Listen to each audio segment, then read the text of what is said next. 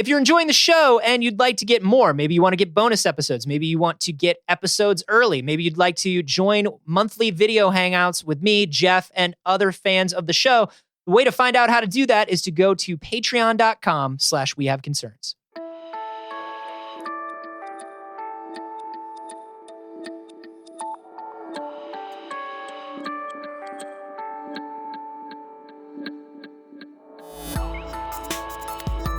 I'd put the cheap gasoline in there. Right.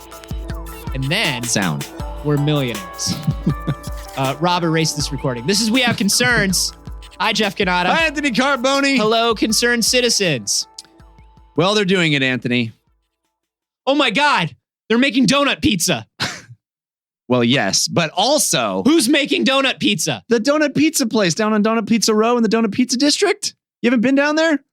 I really need to explore more of LA because it seems like the more I give it a chance, the more it really is a great city. You got to go to the artisanal bespoke place. It's real good. The artisanal bespoke place where they make all the artisanal bespokes. No, they are scanning your face and using it to prosecute you for crimes. Oh. That is the opposite emotionally of donut pizza. This is I'm going to say as far as from donut pizza as one can get. Yeah, I would be, before this conversation, I would have been hard pressed to name what the emotional opposite of donut pizza is. And now I have an exact answer. You're welcome. I give you one guess who the they are in this equation. Oh, the Illuminati. Well, maybe. Chain smoking man? It's the Chinese. X-Files is back, baby. The Chinese are doing it. The Chinese in Zhengzhou province. It's the capital of China's Henan province, actually, Zhengzhou. Mm-hmm. And they've got a series of police officers equipped with Google Glass type glasses that can now process your face. It's got facial recognition. And they've already captured 7 people this way. Capture them doing what? Trying to walk through the train station and not be prosecuted, not be captured. For what? Evade capture. Evade capture for what? The crimes that they've committed. What crimes? The ones against the state. Yeah, this all tracks. This all sounds exactly how I expected it to. So here's what happened. Okay. They have established a facial mapping process that goes along with getting your sort of passport, your ability to go through these checkpoints. It's called animojis. Yeah, they're all animojis. There's like a poop one and a bird one. Everybody's Chinese. If you ever look at a Chinese passport, everybody looks like they're the same 10 people because it's either fox, dog, pig, poop. Yeah. It's you hard. get to pick. It was a bad decision, I think, by the Chinese government, but a hilarious one. It's a good conversation starter. It definitely What emoji is. are you? Mm-hmm. Yeah. Definitely. I think I'm fox. Yeah. What are you? Well, I'm a cute little puppy. I had to go cute little puppy. That sounds right. Although I like that cat that's got like the little snaggle teeth. Anyway, we're in Chinese prison forever. Aliens. This conversation is going to get stale in the forever timeline. Yeah. Anyway, so they have a very robust database of faces, a face-a-base, as they like to call it. I would call it a data face. Not face-a-base? Oh, face-a-base did the all that you want is another baby. No? That's face-a-base? I want you to go to Chinese jail. Forever. Is that all that you want? Because I thought it was another baby.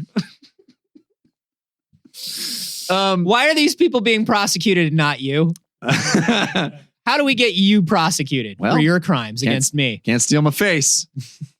So they have this database of now. How do they get people to scan? Just like when they get their passport? Yeah, exactly. As you get your new papers, you have to now get your face scanned. So I don't know how often Chinese citizens have to get their passports renewed, but if this was like in America, it would be a 10-year process. Because over 10 years, everybody's your passport lasts for 10 years. And is a passport like a compulsory, like you have to have a passport in China? Well, this isn't the actual passport. This isn't like a passport that would be accepted by other nations. This is their internal. This is like their day-to-day ID. Yeah, literally to get on the train. It's this. They call them e-passport. It's kind of like an e-passport at an airport. You go to a kiosk in a boarding area, and it uses facial recognition technology to scan passengers. So it's the only way to use public transit in China. Yeah, and now that database is being fed into these glasses that they're equipping police officers with, and the problem is there's so many people moving through these ports, these travel destinations, these mass transit boarding and unloading areas that they simply can't police them with enough people to be able to spot, people that might be wanted. Well, I immediately think about this technology and I think about a couple failed points. I think about number one, like you said, the volume of people versus how many people the glasses can accurately scan in your field of vision at once. So if I'm staring at 100 people with these glasses and they're all clumped together in a group, are my glasses really accurately sensing every single face? Because I'll tell you what, I got the Face ID on my phone and it uses regular camera and infrared. And if I put on a pair of sunglasses, my phone does not unlock. Oh, no. Sunglasses is the only way to get away with crimes in China. So anybody wearing sunglasses, see, number two. But the thing, but the thing that they did to thwart that is, over the period of 60 years, they released enough CO2 gas into the atmosphere that they have blotted out the sun. Oh, this is the long con. So no sunglasses are needed because of the entire thick black smoke that's... What about air quality masks? Check and mate.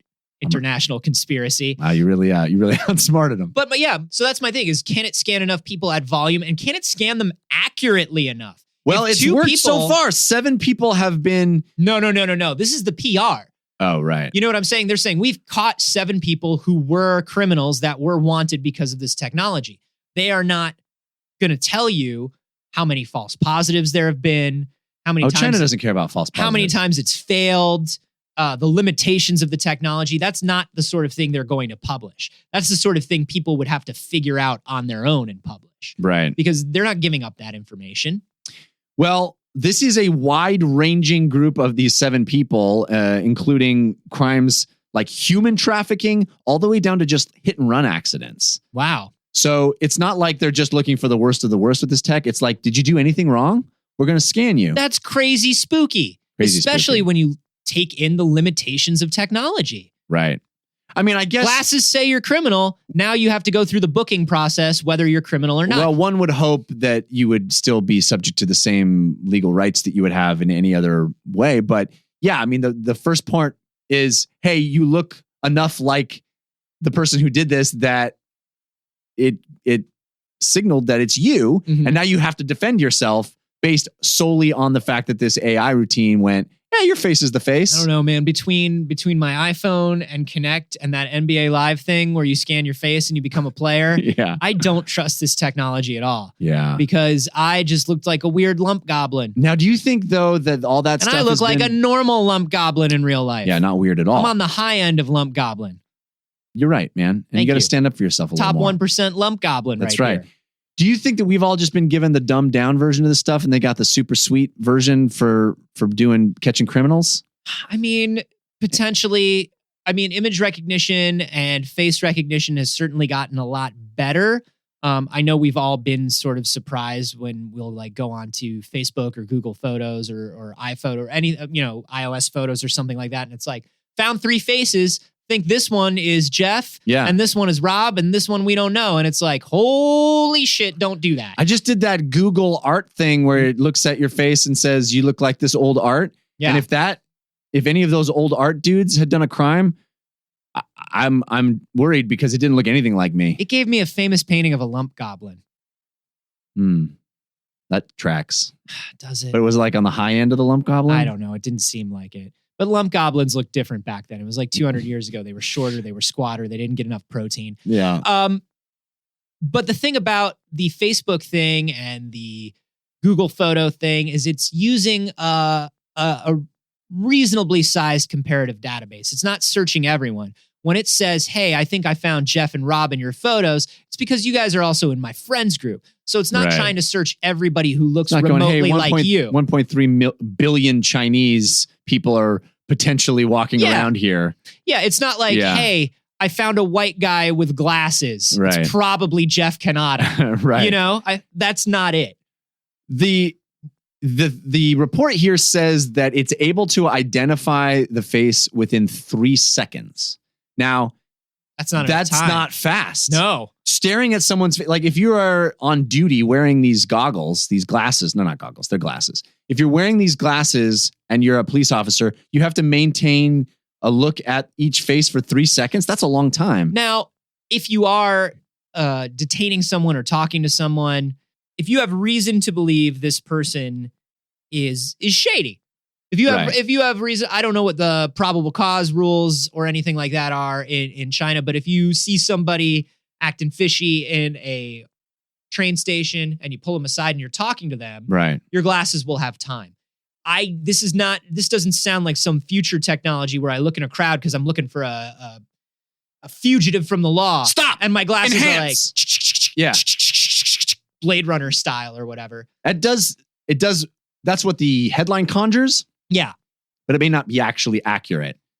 Yeah, this sounds like something where it's more like they have a secondarily. Subset. Yeah, they have a subset of people that they're already interested in, and you can put on these glasses and look at them in the face, and it goes, oh yeah, it matches our database. But here's my thing. Once you're doing that, can't you just ask them for their ID? If someone has acquiesced to being detained, right, and is already standing in front of you, couldn't you just ask for their ID at this point?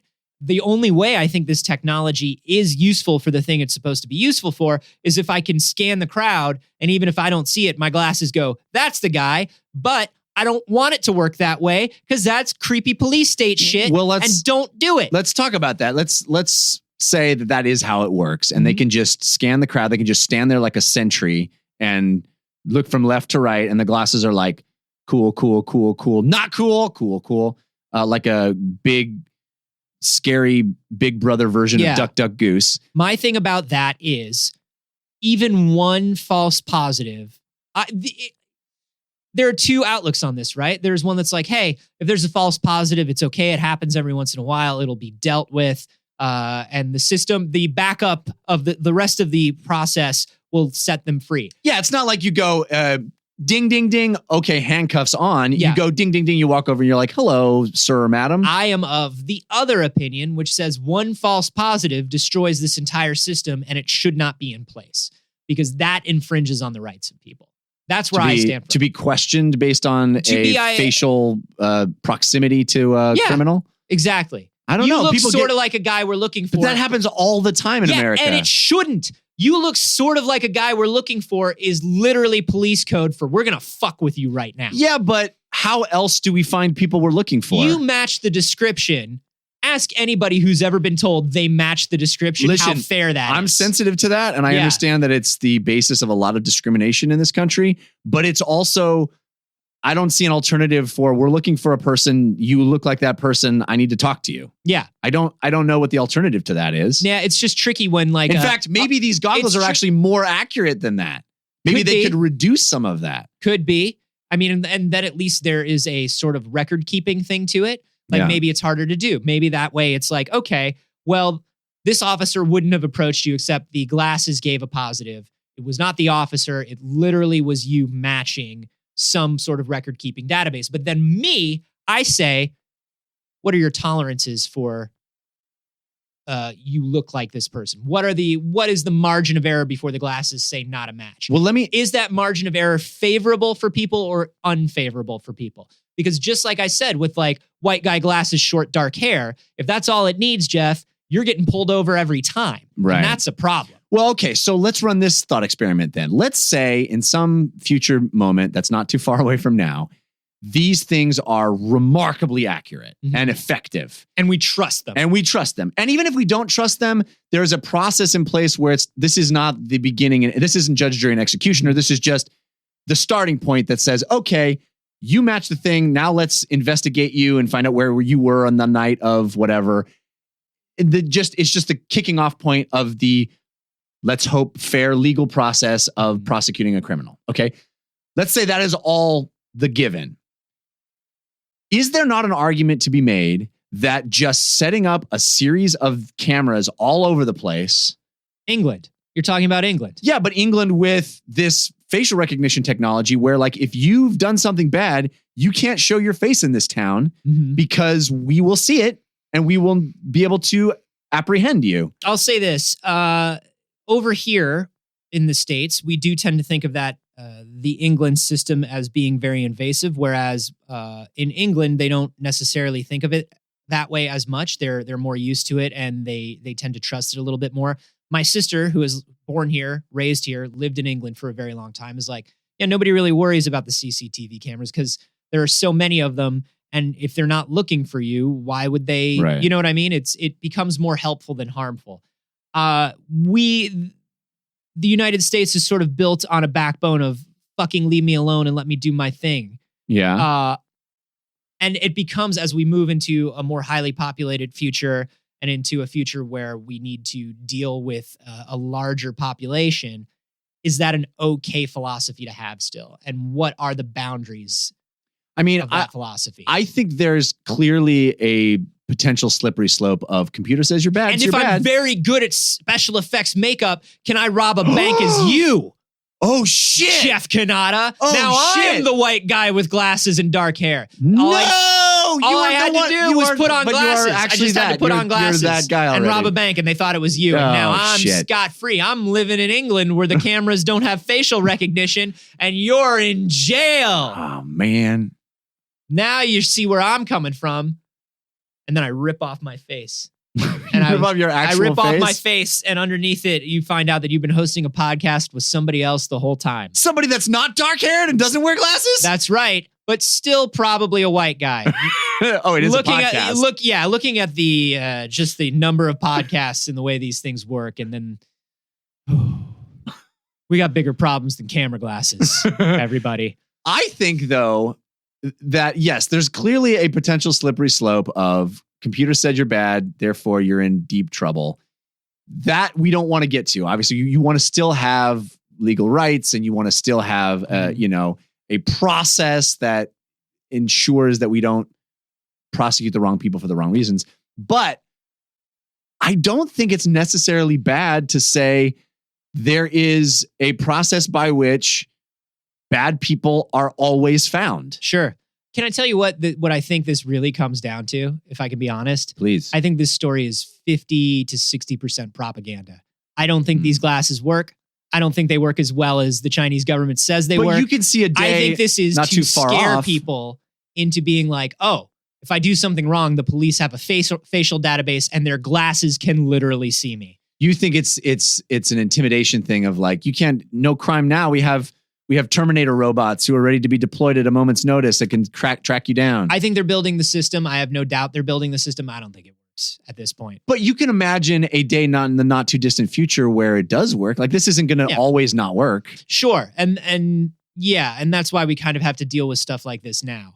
I'm saying it's not all bad. I understand that it seems spooky and it seems like you're constantly being watched. But the other perspective is I'm constantly being protected.